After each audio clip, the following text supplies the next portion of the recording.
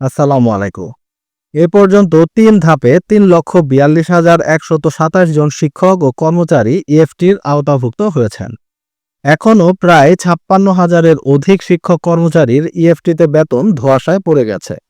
এই শিক্ষক কর্মচারীদের বেতন কোন দিন কিভাবে দিবে তা নিয়ে মাউশি কর্তৃপক্ষ এখনও পরিষ্কার করে কিছু না বললেও আজ নির্ভরযোগ্য একটি সূত্রে জানা গেছে যে এ সপ্তাহের শেষ নাগাদ আরও ৩০,০০০-এর অধিক শিক্ষকের পেমেন্ট তালিকা প্রকাশ করা হবে।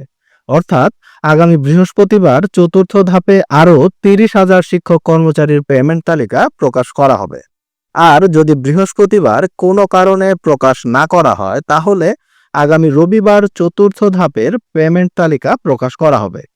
জানা গেছে যে তৃতীয় ধাপের পেমেন্ট তালিকা প্রকাশ করার পরেও অনেক শিক্ষকের ডাটা যাচাই বাছাইয়ের কাজ বাকি ছিল। মাউশি বলেছে তথ্য যাচাই বাছাই করা হয়েছে কিন্তু তাদের সমস্যা রয়েছে। তাহলে এখন আবার ৪-৫ দিনের মধ্যেই তারা বৈধ কিভাবে হয়ে গেল? আর কত অব্যবস্থাপনার নজির সৃষ্টি করবে এই মাউশি?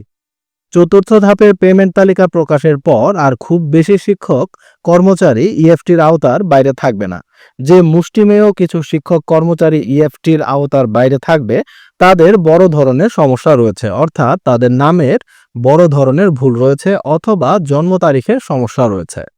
পরিশেষে একটি কথা বলে আজকের ভিডিও শেষ করব এবং সেই কথাটি হচ্ছে প্রথম ধাপে প্রায় ১,৮৯,০০০, দ্বিতীয় ধাপে ৬৭,০০০, তৃতীয় ধাপে ৮৪,০০০ এবং চতুর্থ ধাপে প্রায় ৩০,০০০ শিক্ষক কর্মচারীকে ইএফটিতে বেতন দেওয়ার জন্য তালিকা এই চলতি সপ্তাহে প্রকাশ হতে পারে। সব মিলিয়ে প্রায় ৩,৭৩,০০০-এর মতো শিক্ষকের বেতন ইএফটিতে দেওয়া হবে। এক মাসের মধ্যেই এই ৪.৫ লক্ষ শিক্ষকের ডাটা ভেরিফিকেশন হয়েছে। এক মাস দেরি করে যদি এই সকল শিক্ষক কর্মচারীদের বেতন মাউশি এক মাস পরে একসাথে দেওয়ার ব্যবস্থা করত তাহলে কি এমন মহাভারত অশুদ্ধ হয়ে যেত? আসলে মূল বিষয় হলো আন্তরিকতার অভাব আর কর্তাসুলভ মনোভাব। নিজেদের গাফিলতি ঢাকতে শিক্ষক আর কর্মচারীদেরকে টেনশনে রাখলেন। এটা কোন ধরনের যৌক্তিক সিদ্ধান্ত?